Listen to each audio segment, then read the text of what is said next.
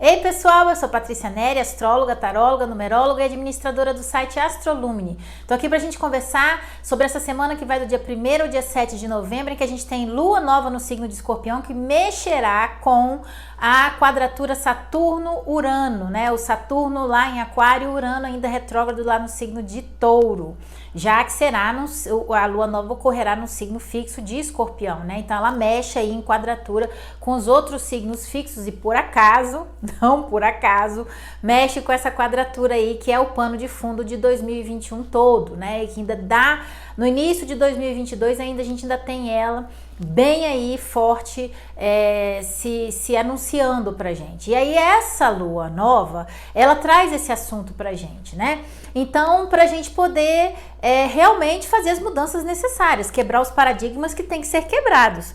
E essa semana tá muito psicoemocional, né? Ela tá muito do mental com o emocional. E toda semana psicoemocional, que o espiritual, que é o signo mais de fogo, e os signos de terra ficam um pouco de fora, é mais difícil a gente elaborar, porque a gente perde um pouco, é como se a gente fosse aquele balãozinho de gás que dá uma voada no céu assim, sabe? E aí é necessário que a gente tenha algum tipo de controle, né? O controle não sobre as situações, porque isso eu já expliquei várias vezes aqui, a gente não tem como, né? Inclusive tem um aspecto essa semana iluminando o Urano lá em Touro, falando, olha, não adianta querer controlar o incontrolável, não adianta querer controlar a vida, né? Essa semana eu vi um filme que eu vi uma frase muito interessante que fala muito disso.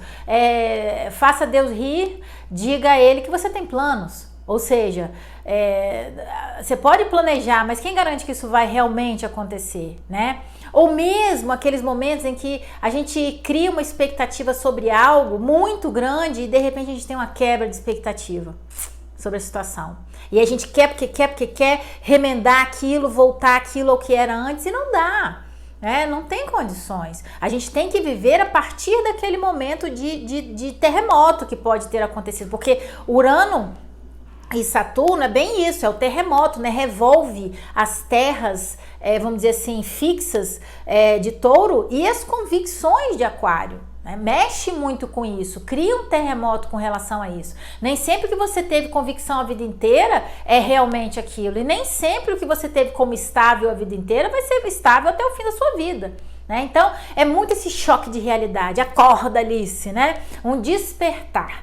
E por falar em despertar, a gente começa a semana com o Júpiter no signo de Aquário, fazendo um trígono com Mercúrio no signo de Libra, né? Mercúrio já se despedindo no signo em que ele retrogradou, e aí trazendo pra gente essa visão mais ampla da situação, né? E pode ser que o Mercúrio em Libra fique um pouco assoberbado, com tanta informação talvez que o Júpiter em Aquário queira despertar na gente com relação aos nossos relacionamentos, né? Relacionamentos nesse final de ano será um assunto muito remexido, especialmente porque a gente tem inclusive Vênus ingressando essa semana no signo de Capricórnio, em que é um planeta que tem um distanciamento de retrogradação maior e vai retrogradar no signo de Capricórnio no final do mês de dezembro e só vai ingressar em Aquário lá para final de fevereiro e início de março. Então ela vai retrogradar, ficar na sombra e só volta, vamos dizer assim, a ingressar num signo novo em início de março. Então, por que eu tô falando de relacionamentos? Porque Vênus fala de relacionamentos, né? E Capricórnio fala de estrutura. Então, a gente tem uma semana psicoemocional que coloca a gente para pensar com relação aos nossos relacionamentos, né? O Júpiter fazendo um trígono aí com o Mercúrio em Libra. Amplia a visão sobre os relacionamentos. Você pode tentar, com o Júpiter em Aquário, se distanciar para conseguir enxergar aquela figura de uma forma melhor, de uma forma maior, né? E talvez mudar a perspectiva da situação. Perceber as coisas, como a gente está no momento ainda de lua minguante, indo para uma lua nova, fazendo essa reflexão do fechamento da lunação em Libra, né? Que também fala de relacionamentos. Fala de como a gente interage um com o outro, né? E perceber até que ponto que às vezes a gente pode estar fazendo algumas coisas ficarem grandes demais, ou às vezes que a gente está pormenorizando demais e precisa resolver, né? A gente vem de um momento em que a gente tem essa transição Libra-Escorpião, em que muitas coisas que estavam as escondidas e ocultas e debaixo do tapete, em que a gente olhava, que é a questão das aparências de Libra, né? Olhava para aquilo ali e falava assim, não, tá tudo bem, tá tudo certo, não tem problema nenhum. E aí, esses últimas 3 ou 4 semanas, ela vem revolvendo isso, vem falando, cara, às vezes não tá tão bom assim, às vezes não tá tão certo assim. É preciso que você tome as rédeas da sua vida, das suas emoções, perceba que você também não pode controlar tudo e que precisa buscar mais um autocontrole emocional sobre as situações que acontecem, né? Tentar não radicalizar, porque a gente, inclusive, já está aí com o Marte e o Sol no signo de Escorpião, que é um signo, inclusive, que pode levar a uma questão de 880, de radicalizar, de querer resolver tudo, né, a ferro e fogo, e de uma maneira até estratégica, mas quer resolver, né, quer que as coisas, quer iluminar o que está escuro, o que está oculto, para poder trazer à tona e resolver. Né? Não é um signo que fica ali vivendo das aparências, como aí a gente tem o signo de Libra que tenta, por quê? Porque ele tenta equilibrar as coisas, né? O Libra fala, não, fica cheio de dedos, não posso falar, não... Então a gente agora, Marte saiu de Libra, Mercúrio escapole de Libra agora no final da semana, sexta-feira ele ingressa em Escorpião. Então essa história de em cima do muro, dois lados da moeda, cheio de dedos para poder chegar a uma conclusão e resolver uma coisa, tá terminando. A alunação de Libra acaba, né, agora aí no dia 3 e a alunação de Escorpião começa aí no dia 4. Então a gente tem muita coisa em Escorpião e uma ideia muito de iluminar as sombras. Semana passada eu falei muito da briga entre luz e sombra, né, que não adianta você brigar luz e sombra, você tem que unir as duas. Né? Enquanto você continuar brigando com a sua sombra, com o seu lado oculto, você tem que acolher ele. Falar, realmente eu tenho esses problemas, realmente eu tenho essas crises. Ok, mas aí você tem que resolver. Você não tem que ficar lá sofrendo por causa daquelas crises, daquelas situações, né? Porque tem que... o propósito de se limpar uma ferida, né? E a gente começa aí a semana com a Lua transitando de Virgem para Libra, né? E com o Sol em Escorpião, trazendo muito isso pra gente. O propósito de se limpar uma ferida é curar, não é piorar, né? Mas às vezes tem aquela história, você fica doente primeiro para depois ficar bom. Então, a gente tem que passar por essa transição aí. Mas aí a gente já tá finalizando aí essa alunação de Libra que foi bem difícil com essa entrada do Sol em Escorpião. Mas a gente também tem essa Lua nova em Escorpião aí que acontece às 18h14 na quinta-feira, no dia 4, né? E aí é o encontro do Sol e da Lua no signo de Escorpião. Vamos dizer assim, anunciando também a temporada dos eclipses, né? Nós teremos um eclipse aí ainda no mês de novembro, depois outro no início de dezembro, na lua nova de Sagitário. Então, no dia 4, né? No dia 4 de dezembro. Então, a gente tá entrando aí num terreno bem... É como se fosse um terreno minado, em que a gente precisa observar as coisas, perceber as coisas, nunca deixar rolar. Sabe aquela história, deixa a vida me levar, a vida leva eu? Isso não é favorável.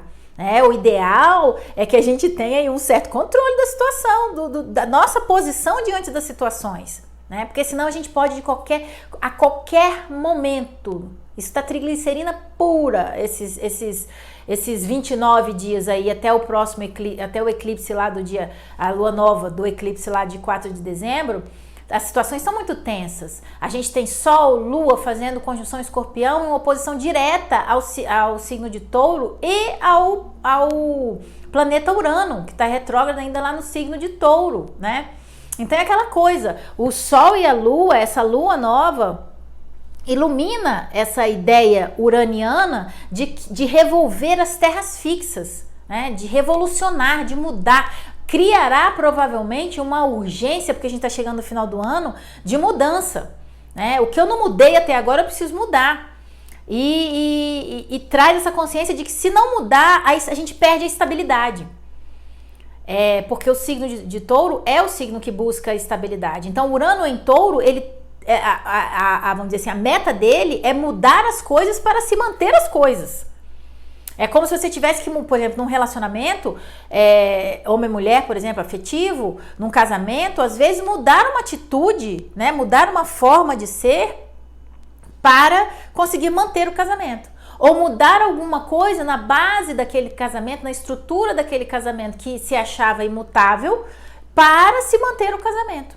Né? Às vezes a gente tem que abrir concessões, às vezes a gente tem que fazer diferente para que as coisas se perpetuem, né? E para que a gente tenha resultados diferentes também, né? Então é isso que traz muito essa semana aí pra gente. Então o que a gente tem? No início da semana o Júpiter fazendo um trígono com o Mercúrio, que traz essa amplificação da mente, de que a gente pode pensar muito sobre muitas coisas. No dia seguinte a gente tem o Plutão, sim, fazendo uma quadratura para esse mesmo Mercúrio, que com essa amplitude de visão que a gente tem, a gente pode ver muita coisa que a gente não gosta, a gente pode também, como é dia de finados, sofrer mais apertadinho pelas pessoas que a gente perdeu, né, nesse período de pandemia ou na vida como um todo, as pessoas que partiram, que foram embora.